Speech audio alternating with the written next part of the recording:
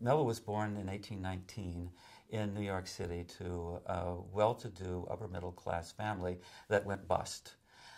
He moved with his family at the age of 10 to Albany, upstate New York, and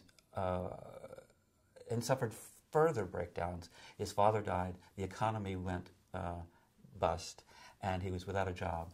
He went whaling for 4 years, actually 2 years whaling and 2 years in the Navy. But when he came back home, he started telling family and friends about some of his stories at sea, and the one story that he started with, the one that he really made his reputation on, was the first book he wrote was Taipei, or A Peep at Polynesian Life.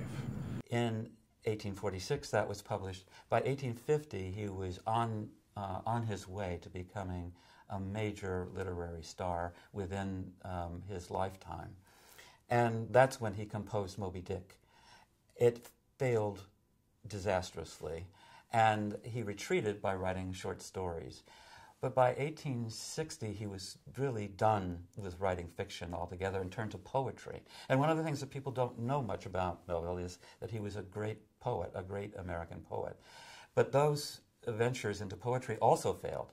His first published book of poetry was Battle Pieces, which was about the Civil War, and he wanted to say, hey, let's all come together and reunite. No one wanted to hear that. The book sank. Soon after, his first son, committed suicide at the age of 17, and that was another deep crisis in his life. So the boy who lost his father became the father who lost his son.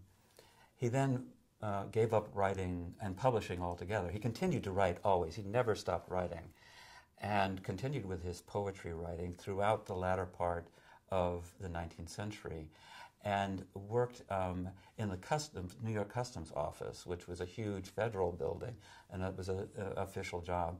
And he did that for 20 years until he retired in the 1880s, late 1880s, at which point he started to write Billy Budd, which is one of the stories that he's best known for.